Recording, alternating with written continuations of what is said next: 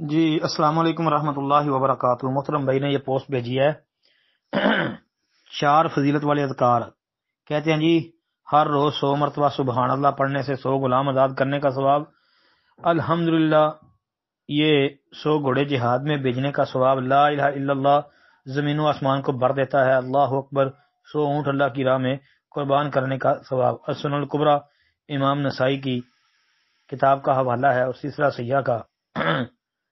کہتے ہیں جی تحقیق کرتے ہیں جی روایت ٹھیک ہے، انشاءاللہ ثابت ہے جی یہ روایت۔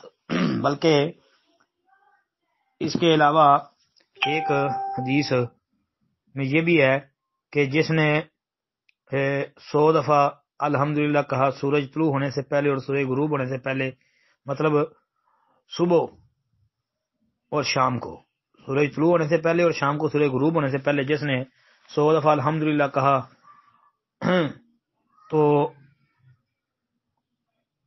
اسے 100 سامان سے لدے ہوئے گھوڑے جو ہے وہ اللہ کے راستے میں خرچ کرنا دینا جہاد کے لیے اس سے بھی افضل ہے۔